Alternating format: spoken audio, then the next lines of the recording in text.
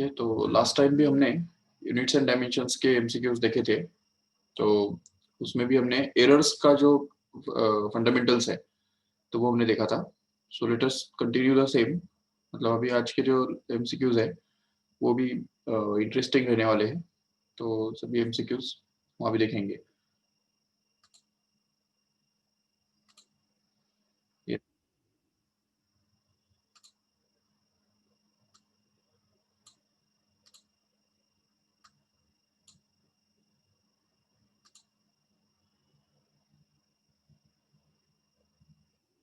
I hope you can see the screen.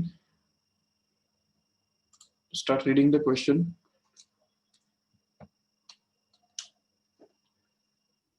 Yes. The work done by the force in SI system is 30 joules. In a new system, if the unit of mass is taken as 3 kilogram, unit of length is taken as 4 meter, and the unit of time as 20 seconds.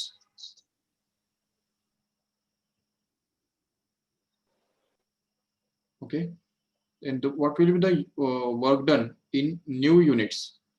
तो नए system के अंदर work done कितना होगा तो वो हमको ढूंढ के निकालना है, बराबर।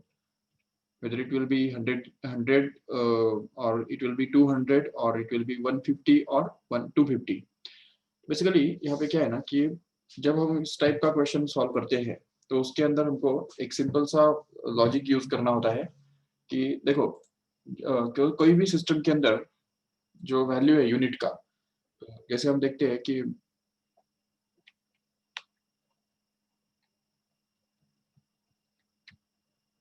यस सपोज अभी मान लो कि 20 किलोग्राम। ओके, ये 20 किलोग्राम, किलोग्राम ये एक यूनिट है, बराबर। तो the kilogram is one of the units. So अभी अगर इसको हमको ग्राम में कन्वर्ट करना है तो उसके लिए हमको ये पता होना जरूरी है कि 1 kilogram is equal to how many gram. तो अगर हमको ये पता है कि 1 kilogram is equal to 1000 gram, okay, तो हम यहाँ पे क्या यूज करेंगे, देखो वही बात यूज करेंगे। तो इससे हमको ये पता चलेगा कि kilogram 20 kilogram will actually be equal to 20 into 1000, that is going to be in gram. So this becomes actually 20,000 gram. तो जैसे ही हमने ये किया तो सेम वैसे ही हम यहाँ पे भी यूज कर सकते हैं। ये इन जनरल मतलब यहाँ पे भी किलोग्राम और ग्राम इन दोनों की बात चल रही है, ठीक है। अभी 1000 ग्राम मतलब 1 किलोग्राम होता है, ये तो हमको पता है ऑलरेडी। और ये मतलब कॉमन है, कॉमन सेंस है, वो हम जानते हैं already. Okay, but sometimes a new system can be created, new system can be created in which the unit of mass, length and time may be different than kilogram, meter and second in that case. So in that case what we have to do is in general, देखो यहाँ पे एक simple सा formula हमको use करना पड़ता है जो कि n1 into u1 is equal to n2 into u2। याद रखो ये फॉर्मूला। तो अभी इसमें n1 मतलब क्या है, the numeric value of that quantity, okay, or we can say magnitude of that quantity, and u1 stands for unit, okay, unit of this quantity in the first system, and here this n2 is going to be the numerical value of the magnitude of that quantity, and this u2 is going to be the unit in the second system, another system।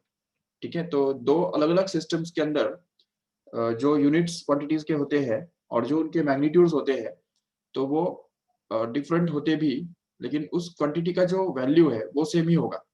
तो मतलब यहाँ पे जैसे हमने यहाँ पे देखा कि 1 kilogram is equal to 1000 gram, that's why we can say that this 20 kilogram is exactly equal to 20,000 gram. तो ये सिर्फ हमने यहाँ पे ग्राम में एक्सप्रेस किया हुआ है और ये हमने यहाँ पे किलोग्राम में एक्सप्रेस किया हुआ है। तो इसमें एक बात समझ में आ जाती है कि अगर यूनिट जो है, तो यूनिट अगर घटता है तो उसकी वजह से उस क्वांटिटी का जो मैग्नीट्यूड है वो बढ़ेगा।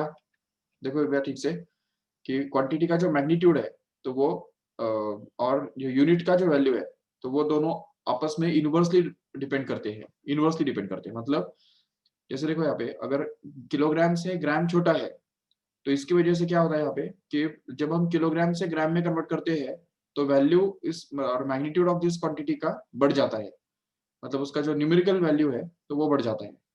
ठीक है, magnitude is going to be the same in both the cases, but the numerical value in front of this unit and the numerical value of in this in front of this unit here, so it will get increased just because unit has been decreased।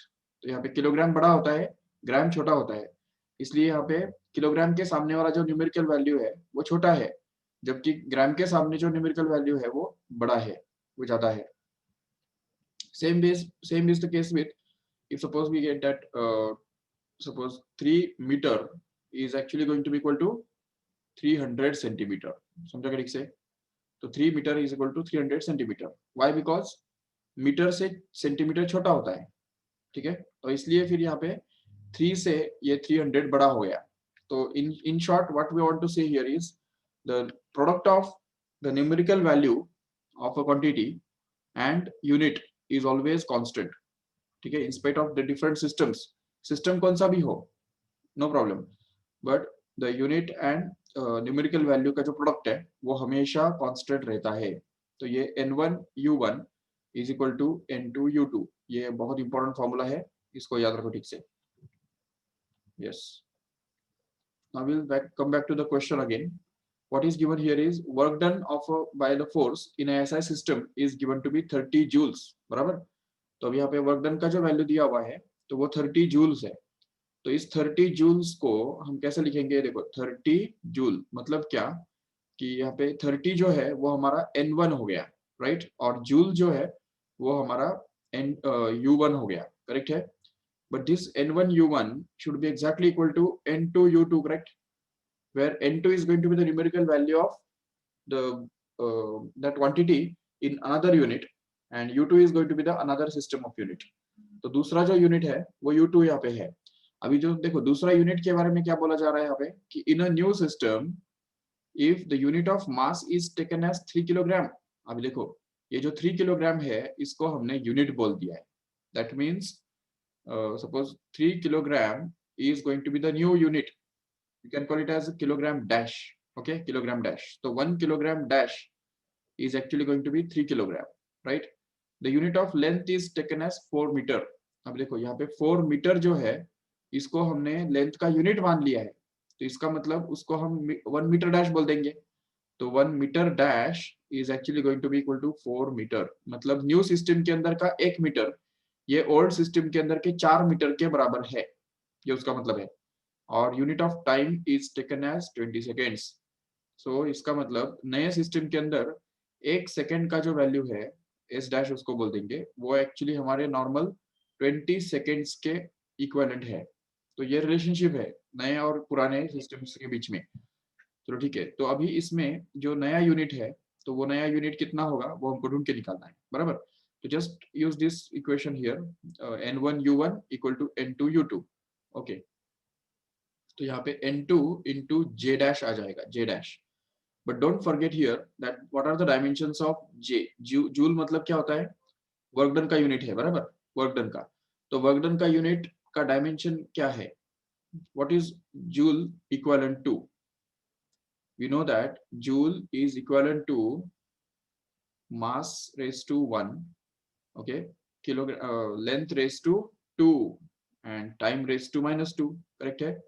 and again here in this same way here in the other side we can say n2 which is to be found out, we don't know how much it is, and here it is going to be m dash raised to 1 into l dash raised to 2 and t dash raised to -2, correct है।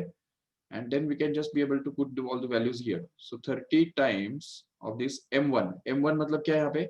मास का unit जो kilogram यहाँ पे ले रखा है, तो ये किलोग्राम रेज टू 1 आ गया, इनटू लेंथ का यूनिट क्या है नॉर्मली, तो वो ऐसा यूनिट में मीटर है, तो इसलिए मीटर का स्क्वायर हो गया। और तीसरा जो है टाइम का सेकेंड होता है, तो सेकेंड रेज टू -2 आ गया इधर, करेक्ट है।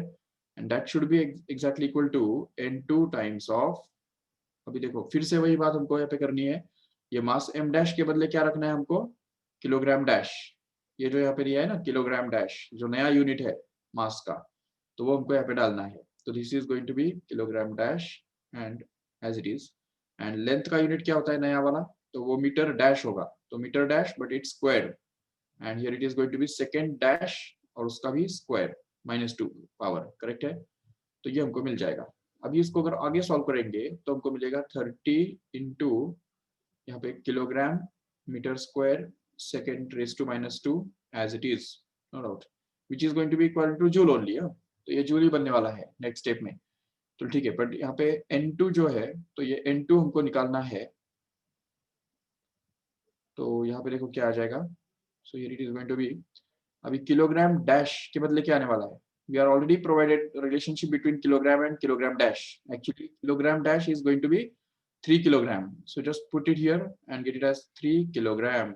Okay, so this is going to be 3 kilogram, yes, into अभी मीटर डैश स्क्वायर, तो metre dash square, metre dash कितना है, तो वो 4 मीटर के बराबर है, तो इसलिए फिर 4 मीटर डैश का होल स्क्वायर यहाँ पे आ जाएगा, और फिर सेकेंड के बदले आ जाएगा 20 सेकेंड्स, सेकेंड डैश के बदले, तो ये 20 सेकेंड्स एंड उसका whole raise to -2 as it is, yes, and then we can just solve this further and get this as 30, this is going to be joule, which is going to be equal to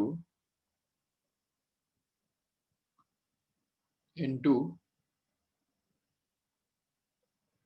yes, अभी यहाँ पे देखो क्या होगा, 3 as it is, 3 kilogram kept as it is into here it is going to be 4 meter dash square, तो यहाँ पे metre 4 का भी स्क्वायर होगा, मीटर डैश का भी स्क्वायर होगा, तो वो बन जाएगा 16 metre dash square, right. And here it is going to be 20 raise to -2, मतलब वो बन गया 1/20 का स्क्वायर, मतलब 1/400, right, and that is to be multiplied with second raise to -2। Okay, and then if we just simplify this further, then we get this 30 joule is equal to N2 into bracket में, अभी देखो ठीक है, यहाँ पे ये बन जाएगा एक्चुअली 3 into 16 ऊपर as it is, and that is divided by 400, okay, and this must be multiplied with kilogram meter square, metre है वो, मीटर डैश नहीं, and here it is seconds raised to -2, which is actually going to be joule.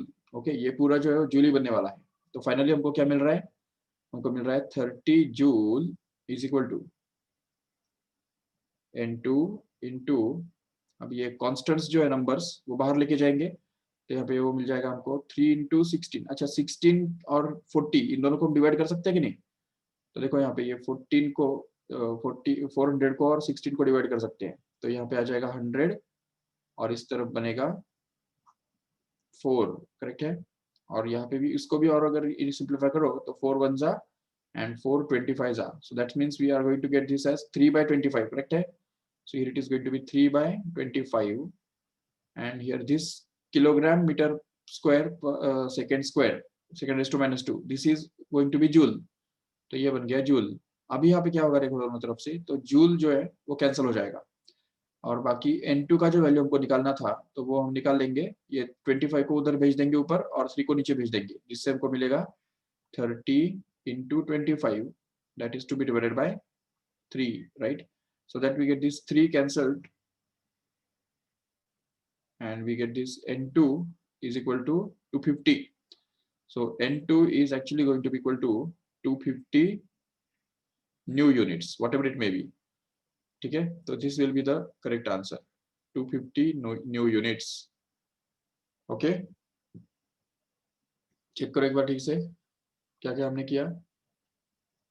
whenever this type of question arises, we have to simplify it by using this equation, that is n1 u1 is equal to n2 u2, remember this equation correctly।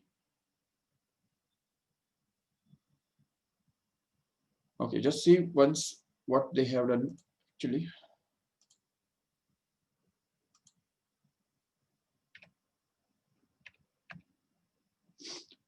ये देखो same वही हमने उन्होंने भी किया हुआ है, तो n1 into m1 raised to 1, l1 raised to 2 and t1 raised to -2, these are the dimensions actually of work done, and these are also the dimensions of work done only। सिर्फ यहाँ पे सफिक्स जो है वो यहाँ पे 1 1 1 लग रहा है ये साइड में, और इस तरफ वो 2 2 2 लग रहा है, हमने सिर्फ M1 MLT और M-L-T- दिया था. It's okay, it doesn't matter.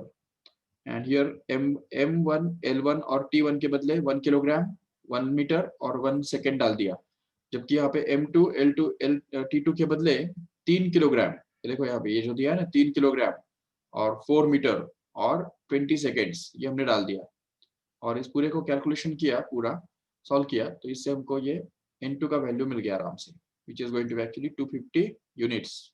That's it. Okay, so 30 joule happens to be 250 new units. Okay. चलो ठीक है, next one. Same question is repeated, I think so. Yes. Okay. So see here, volume of a sphere is 1.76 centimeter cube. Okay. The volume of 25 such spheres according to the idea of significant figures is. तो देखो एक spear का volume 1.76 centimetre cube है. अच्छा मुझे बताओ ये 1.76 ये जो नंबर है इसके अंदर सिग्निफिकेंट फिगर्स कितने हैं? How many significant figures are there in this number 1.76? Tell me fast. 3 बराबर है? Yes, 3. ओके सो अभी जबकि हमको 25 स्पीयर्स का वॉल्यूम जब निकालना है तो उसके लिए हमको क्या करना पड़ेगा, एक स्पीयर का जो वॉल्यूम मिल रहा है तो उसको हमको मल्टीप्लाई करना पड़ेगा 25 से, बराबर. So let us do that. So once we do that, yes, so अभी यहाँ पे ये जो फाइनल आंसर हमको मिला, तो देखो ठीक से ये जो फाइनल आंसर हमको मिल रहा है वो 1.76 into 25 which happens to be actually 44. It's a whole number but it contains only two significant figures. But we have to be sure about 3 significant figures. मतलब हमको 3 digits तक हमको sure रहना है. We can be sure about 3 significant digits. And in order to do that, we have to make this 44 or we have to write this 44 as 44.0. Okay. This is going to be the benefit of significant figures. तो significant figures को ध्यान में रखने से ये पता चलता है. एक्चुअली 1.76 को जब 25 से मल्टीप्लाई करेंगे तो तुमको ऐसा कुछ मिलेगा 44.0000 ऐसा मिलेगा कुछ, याद रखो ठीक से. ओके बट अभी ये पूरा जो नंबर है इसके अंदर कितने सिग्निफिकेंट फिगर्स हमको दिख रहे हैं? 1 2 3 4 5 6 दिख रहे हैं. But we can not be sure about all this 6 significant figures, but we can be sure only about 3 significant figures. So in order to keep these 3 significant figures, we have to round up these 3 zeros from last and keep this 44.0 only as a final answer. Okay, just think about it.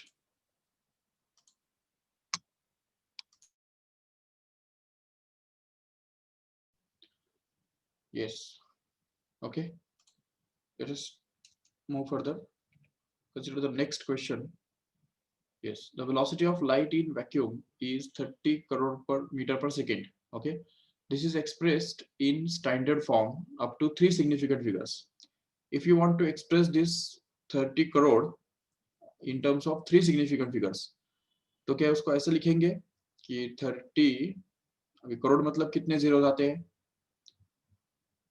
देखो लैक्स मतलब 5 zeros आते हैं, बराबर. 10 lakhs मतलब 6 zeros, तो करोड़ मतलब कितना हो गया? 7 zeros आ जाएंगे. ओके, क्या तो ठीक से, तो इसलिए 30 करोड़ का मतलब हो गया 1 2 3 4 5 6 7. Okay, so this is in meter per second, speed of light expressed in meter per second. Okay, but how many significant figures this number contains?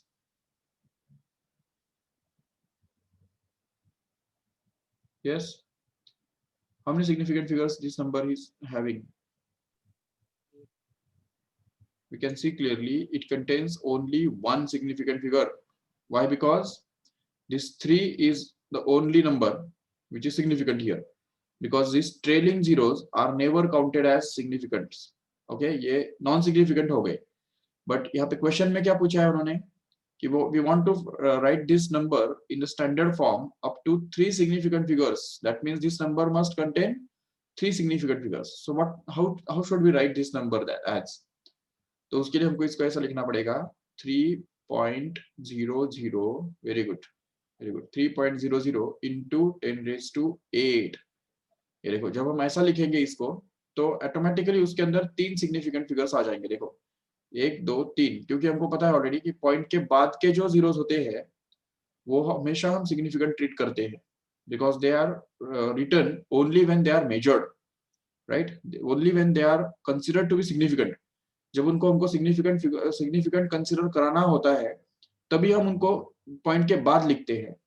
तो याद रखो ठीक से, तो ये पॉइंट के बाद में लिखने का मतलब ही है कि हमको वो सिग्निफिकेंट बताने हैं, we have to make them significant, and that's why we are writing it like this. Okay, yes, so we have to write it as 3.00 into 10⁸8.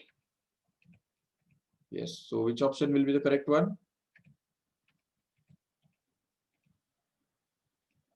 Yes, this 3 will be the correct option. So that is okay. Let us go to the next question.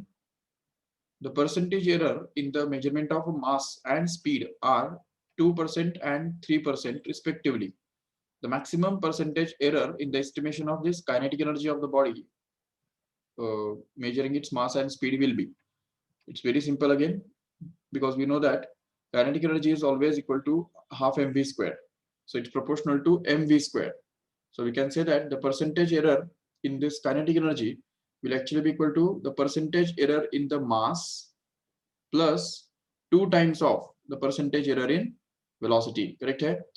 तो अभी यहाँ पे देखो readymade दिया हुआ है दोनों चीजें। Percentage error in mass is given to be 2%। देखो यहाँ पे ये जो है 2%, ये एक्चुअली मास के अंदर का परसेंटेज एरर है जो हमने यहाँ पे डाल दिया, और दूसरी तरफ ये जो 3% है it is the percentage error in velocity और स्पीड वी कैन से।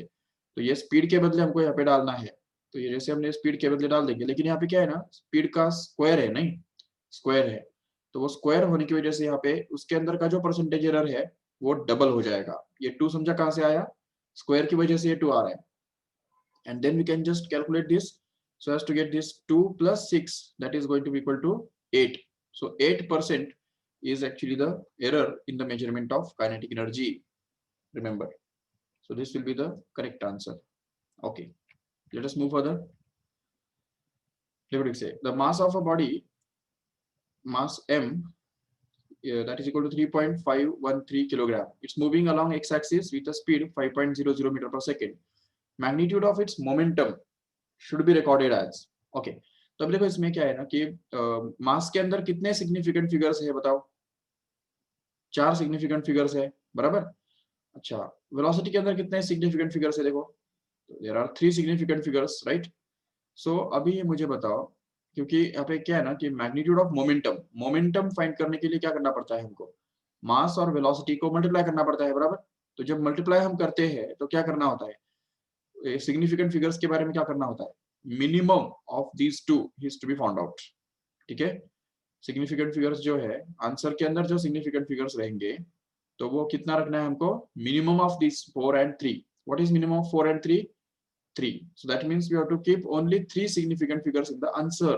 okay, तो अभी आंसर में, आंसर हमको ये दोनों को मल्टीप्लाई करके निकालने की जरूरत नहीं है, वो हम कर सकते हैं, no doubt, but it will be something like this और this here, but just check here that how many significant figures are there in this number. There are 4, we want 3. okay, here there are again 4 significant figures are there, here only the 3 significant figures are observed here. So यहाँ पे 3 significant figures हमको दिख रहे हैं और यहाँ तो 5 दिख रहे हैं, उसका तो कोई संबंध ही नहीं है। ठीक है, so we have to select an answer or option which contains only 3 significant figures, which is already there in this third option, which should be correct. Okay, so the solution will be simply momentum is going to be equal to 17.565, but with the least number of significant figures we have to keep in the answer, so we have to round it up.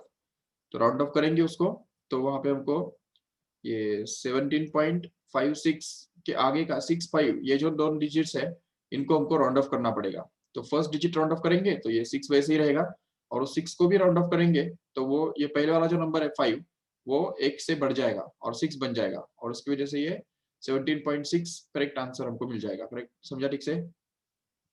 Okay, move further.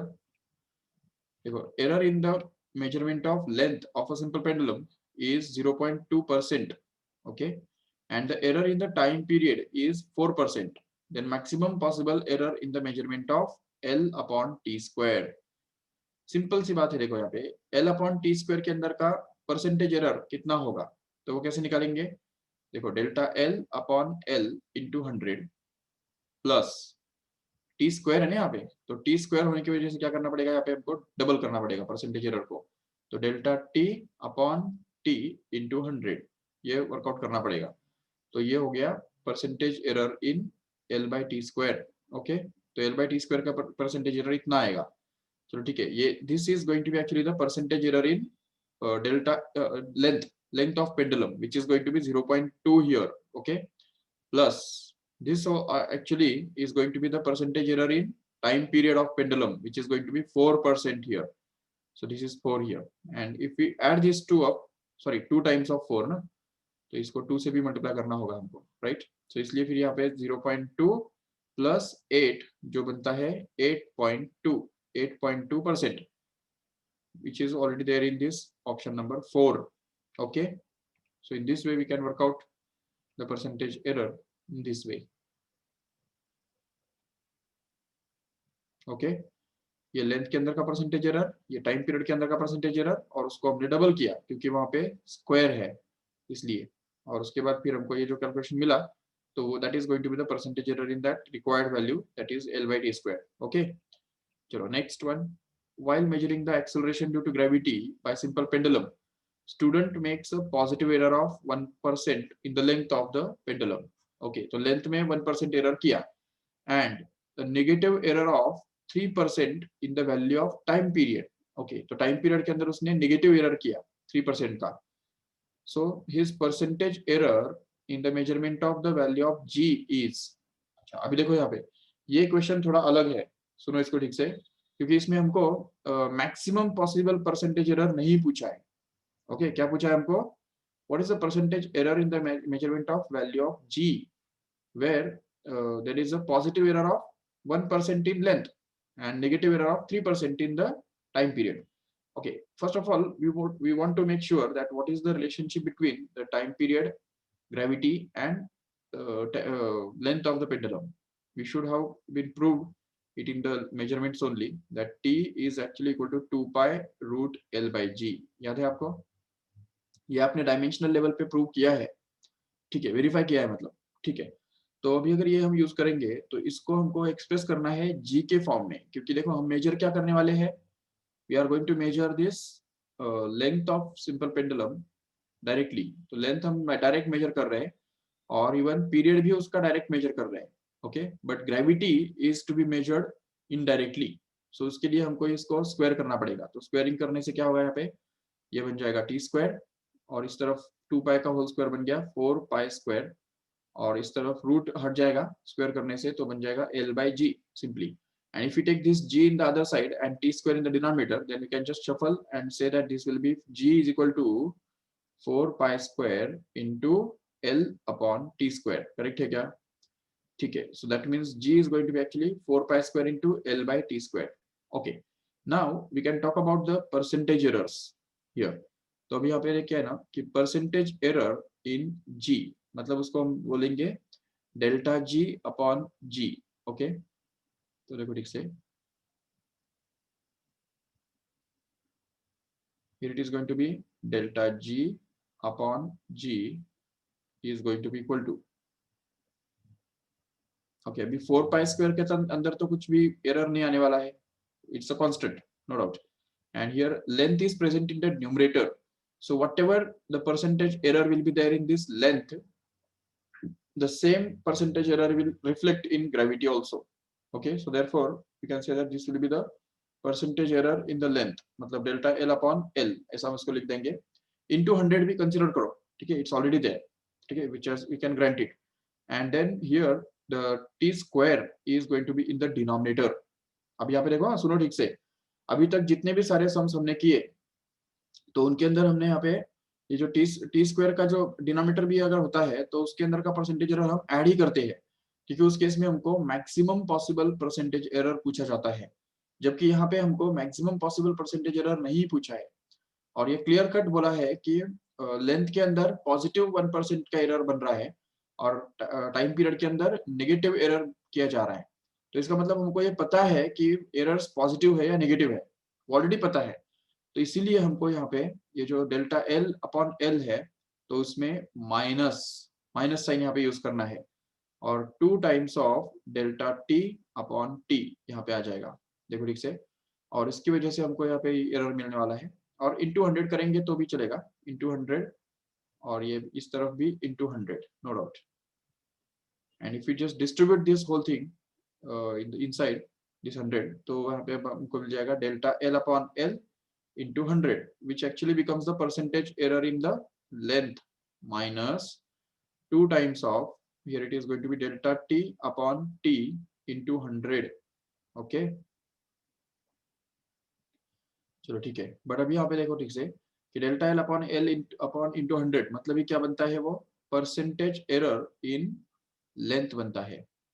Yes, and here it is going to be 2 times of this delta T by T into 100 मतलब ये क्या, percentage error इन T बनता है। चलो ठीक है। अभी अगर इसको हम डाल देंगे इनके वैल्यूज, तो देखो इसमें percentage error in length, length में कितना एरर कर रहा है वो 1% का, और वो भी पॉजिटिव है। So that means delta L upon L into 100 का वैल्यू कितना है, +1 है। तो इसलिए यहाँ पे हमको रखना है +1। Okay, and then here it is going to be, अब यहाँ पे देखो परसेंटेज एरर इन टी कितना हमको मिलने वाला है। It's given that negative error of 3% is made here in the time period, right. तो टाइम पीरियड के अंदर का जो एरर है वो नेगेटिव है, तो इसलिए यहाँ पे -3 आ जाएगा। ओके, जिसको अगर सॉल्व करेंगे तो हमको मिलेगा 1 + 6 which happens to be actually 7%. okay, so finally we are going to get the 7% error in the measurement of value of g. okay, so here this is going to be the final answer. Just check.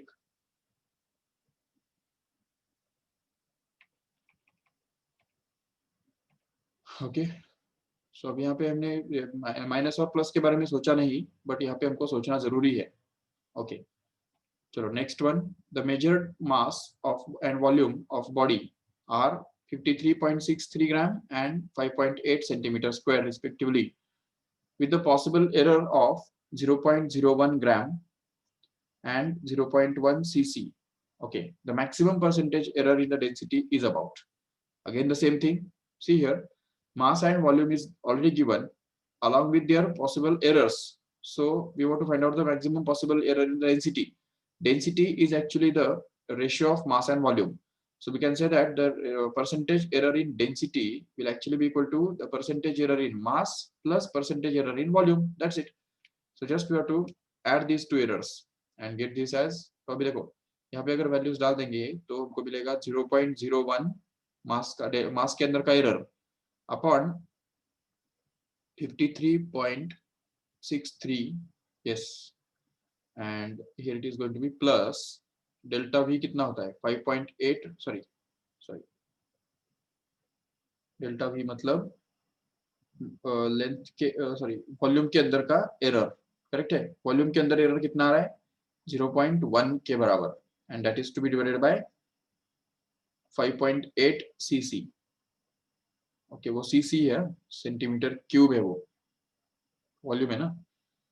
okay, and this should be multiplied with 100 so that we can get it in the next step, that is 1 upon 56.63 plus, अब यहाँ पे 100 से multiply करो इसको तो बनेगा 10, so 10 upon 5.8।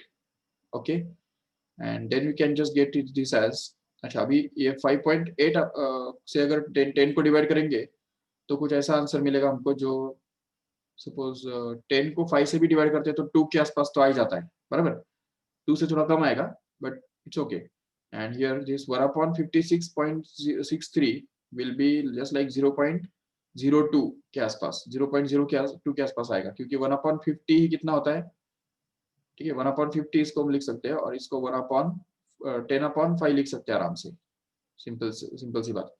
तो इससे हमको ये मिलता है 1 upon 50 मतलब 0.02, that means it will matter in the second digit after decimal point, and here it is going to be just 2 here, so 2 plus 0.02 happens to be approximately 2 only, you can just calculate and get the answer as 2, क्योंकि बाकी सब options बहुत दूर दूर है, देखो 5%, 10%, it's nowhere. It is going to be very far away from this actual answer. So therefore we can conclude that the final answer is going to be 2% here. Okay, let us to then get to the next question. Yes, the length and breadth of rectangle object are given and have been measured with an accuracy of 0.1 centimeter. तो इसका मतलब ये जो है ये दोनों के अंदर का मैक्सिमम पॉसिबल एरर है, ठीक है। तो relative error and percentage error in the area of object are, तो देखो यहाँ पे लिख से relative error and percentage error in the area, how we can get that. So see here, so area is equal to क्या होता है, length into breadth होता है, बराबर। तो इसलिए फिर यहाँ पे रिलेटिव एरर जो बनेगा तो वो बनेगा relative error in area delta A upon A is going to be actually delta L upon L plus delta B upon B, okay, and percentage error will be obtained by multiplying it by 100, no doubt. तो अभी यहाँ पे देखो अगर हम ये workout करेंगे तो हमको क्या मिलेगा, देखो delta A upon A will be equal to delta L upon L. तो डेल्टा L कितना दिया है 0.1, right, so this is 0.1 divided by L, L कितना दिया है 25.2, right, so this is 25.2, yes, plus अब डेल्टा बी अपॉन बी कितना है, तो delta B is again 0.1 only, but B itself is given to be 16.8, correct है, and this actually is going to be multiplied by 100 so that we get the percentage error. Once we get percentage error we can get relative error also, no doubt. So this is the percentage error. So अभी यहाँ पे इसमें 100 को multiply करेंगे तो हमको मिलेगा 10 divided by 25, take it as 25 only just for convenience. And here it is again going to be 10 divided by 16.8 है वो, just take it as 16 only for just our convenience. And then just in order to make this in decimals, तो इसको decimal में बनाने के लिए एक simple सा ट्रिक है, याद रखो ठीक से। तो अगर नीचे डिनोमिनेटर में अगर 25 है तो उसको मल्टीप्लाई डिवाइड करो 4 से, ओके, क्योंकि 25 4s are 100, okay, and here it is 10 upon 16, right. तो 16 जब होता है तो उसको भी मल्टीप्लाई करो 625 से, 625 से मल्टीप्लाई भी और डिवाइड भी कर दो, तो इससे वो 10,000 बन जाता है, याद रखो इससे 16 into 625 becomes 10,000. So here we are going to get it as 40 divided by 100, correct है। तो ये बन गया हमारा 40 upon 100 and here it is going to be 6250, okay. So here it is going to be 6250 divided by 16 into 625, कितना बताया 10,000, बराबर है। So this is 10,000, okay. So अभी इसको अगर सॉल्व करेंगे आगे तो क्या मिलेगा, देखो 40 डिवाइड बाय 100 कितना बनता है 0.4, राइट। सो यहाँ पे मैं लिख रहा हूँ आगे 0.4 ये बन गया, plus what is this 6250 divide by 10,000, so decimal point has to be shifted 4 digits in the left side, so we can get it as 0.625, right, and if we add these two up then we can get this as 4 plus 6 बनता है 10, right, मतलब वो 1.025, this will become the answer, okay. So actually the 1.025 means approximately is going to be 1%, right, so it's 1% error, percentage error is going to be 1%, so देखो and relative error should be 0.01 then, तो देखो ये option हमको मिलता है 1% का percentage error or relative error, obviously it will be 0.01 here and this is going to be the correct option, okay. Chalo, next one.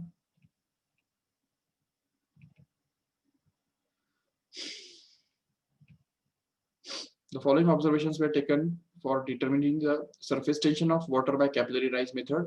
Diameter of capillary is given, rise of water in capillary is given, and gravity is given, and using this relationship. ये formula भी दिया हुआ है, okay? तो इस formula से हमको answer निकालना है. The possible percentage error in the surface tension is, okay?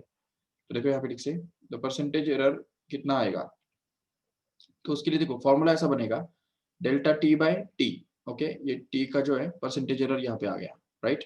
अभी एच का जो परसेंटेज एरर है ये बन गया एच का परसेंटेज एरर, फिर आर का परसेंटेज एरर जो है वो यहाँ पे मिल गया, और डेंसिटी तो दिया ही नहीं ना,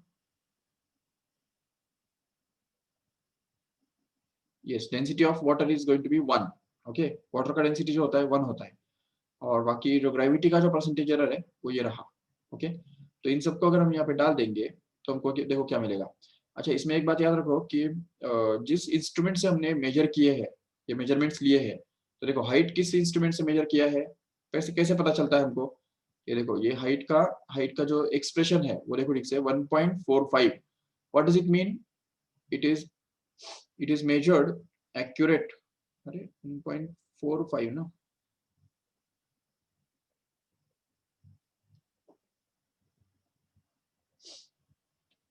अच्छा सॉरी, डायमीटर। तो डायमीटर जो है, ओके यहाँ पे मिस्टेक है, it should be 0.01। Okay,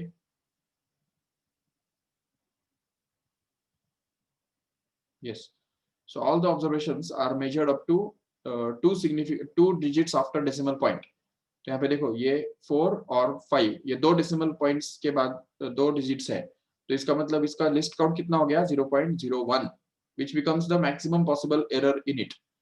And here also this 1.25 also, this 1.25 is also measured as 1.25, means it is measured up to two decimal places after the decimal point, and that's why it's significant.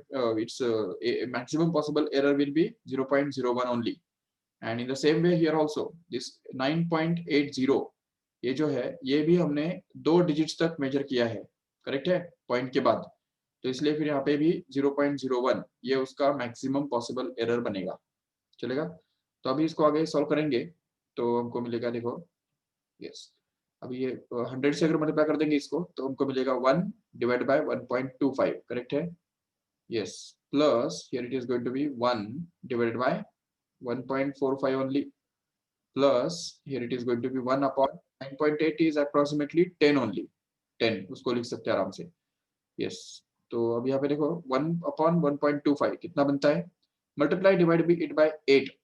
remember, if we have this 1.25, then we can just multiply divided by 8 and get this 1000 in the denominator, so we can get this as 8 divided by 1000। 125 into 8 कितना होता है? 1000, लेकिन दो digits point पीछे है ना, तो इसलिए फिर यहाँ पे आएगा 10.00, मतलब 10। ओके, प्लस फिर it is going to be 1 upon 4.5।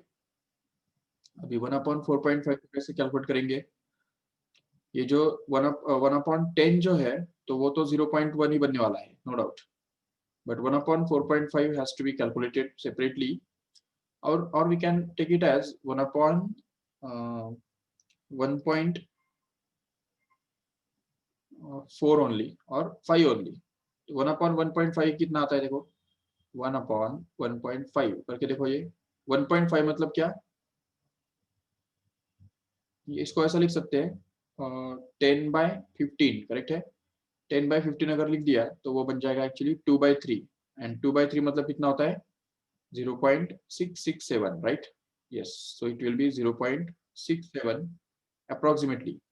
चलो ठीक है, अभी इन तीनों को ऐड करो फटाफट, तो देखो क्या बनता है, यहाँ पे मैं कर रहा हूँ आगे इसका, तो ये बन रहा है 0.8, राइट, प्लस ये बन रहा है 0.7 approximately, and this becomes 0.1 actually, so that 0.8 plus 0.8 becomes 1.6 in this way, so this is 1.6%, which is already here, so 1.5 is going to be the approximately correct option।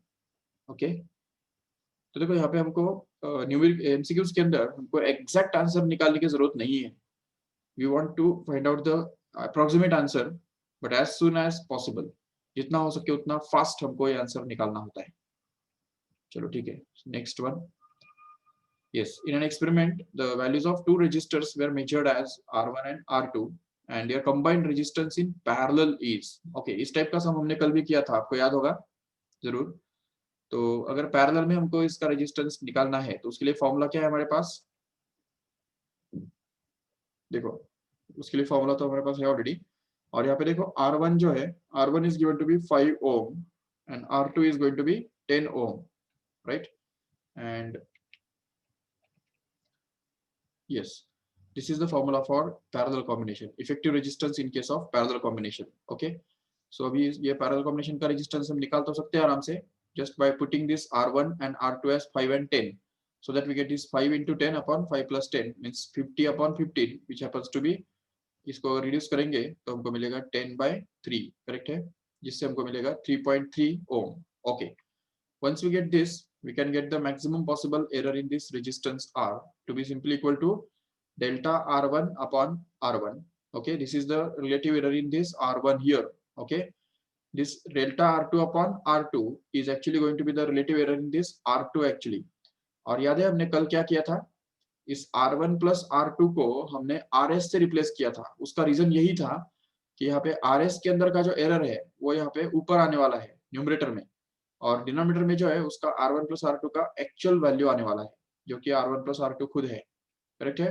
तो इसलिए फिर यहाँ पे R1 plus R delta R1 plus delta R2 which is the error in R1 plus R2 upon R1 plus R2 which is the actual value of R1 plus R2, that is we have to replace here. So अभी अगर हम डाल देंगे सभी values तो देखो यहाँ पे क्या आएगा, 0.2 डिवाइड बाय उसका जो वैल्यू जो कि 5 है यहाँ पे, राइट, तो वो बन जाएगा 0.2 upon 5 and plus here it is going to be 0.1 divided by 10, correct है। so here it is going to be 0.1 upon 10 and plus the sum of the two errors, the sum के अंदर error क्या होता है, sum के बराबर ही होता है, so इसलिए फिर यहाँ पे 0.2 plus 0.1 which will add up to 0.3 in the next step and this 5 and 10 will add up to 15 in the next step, so that we get in the next step that is ये जो पूरा है 0.2 upon 5 ये कितना बनेगा, देखो जब भी हमको डिनोमिनेटर में 5 मिलता है, डिनोमिनेटर में अगर 5 दिख रहा है तो उस केस में क्या करने का, उसको 2 से मल्टीप्लाई डिवाइड करने का, याद रखिए ठीक से। तो देखो if you have 5 in the denominator then just multiply divided by 2, तो इसको इनटू 2 अगर करेंगे तो यहाँ पे नीचे आ जाएगा 10, करेक्ट है 10, और ऊपर में आ जाएगा 0.4, तो 0.4 divided by 10 comes out to be 0.04, समझा ठीक से। Okay, there again 0.1 divided by 10 it comes out to be 0.01, no doubt, and here it is going to be 0.03, sorry 0.3 divided by 15, how much it is, 0.3 divided by 15, if we reduce this by 3 then we get this 0.1 in the numerator and it will be 5 in the denominator, so 0.1 divided by 5 मतलब ही कितना होता है वो, इसको भी फिर से 2 से मल्टीप्लाई डिवाइड करो तो देखो इंटू टू जो बनता है 0.2 डिवाइड बाय 10, करेक्ट है, so this 0.2 divide by 10 comes out to be 0.02 actually, so this is actually 0.02, समझा ठीक से। And now if we add this three numbers up then we can get this 0.04 plus 0.1 plus 0.02 which becomes 0.07, correct है, so 0.07 is going to be the relative error which should be multiplied with 100 so as to get the percentage error which is going to be 7% as it is, so this is already actually I think we have done this last time, ठीक है ना, last lecture में हमने ये किया भी था, यही एग्जांपल था वो। ओके चलो next one, okay so that means we have to find out the resistance also and the error also, तो resistance भी हमको ढूंढना है और error को भी ढूंढना है। तो रेजिस्टेंस तो हमने ढूंढ लिया ऑलरेडी, ये देखो यहाँ पे ये 3.3 जो है वो उसका रेजिस्टेंस का वैल्यू है, so we can say that the resistance is 3.3 with the possible error of 0.07, okay, and this is going to be the resistance in parallel, or if you want to write this error in the percentages then we can write it as 3.3 plus or minus 7%, that's it, which is already there in the option, if you see देखो ये जो option है इस option के अंदर उसका answer हमको मिल रहा है। चलो ठीक है, go to the next.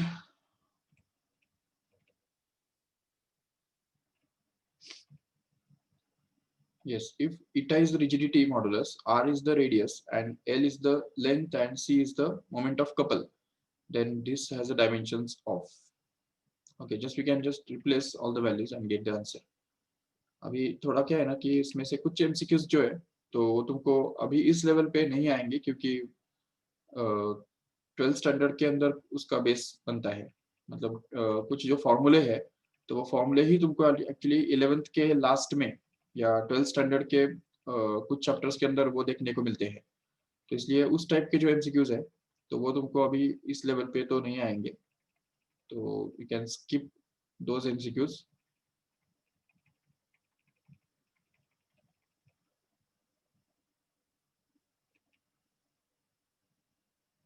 Okay, so it's okay then. So just we can stop here, and remaining MCQs will be covered next time. Okay, I think ज़्यादा MCQs अभी बच्चे नहीं हैं. Almost we can just finish this chapter in the next time. Okay, तो अगले lecture में ये chapter पूरा खत्म हो जाएगा. ठीक है, so we can just start with the method of mathematical methods in the very next chapter, very next lecture. Okay, yes, but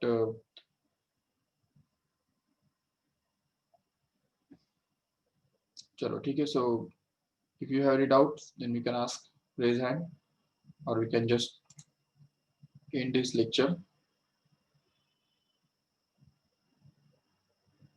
Yes, okay. Thank you then.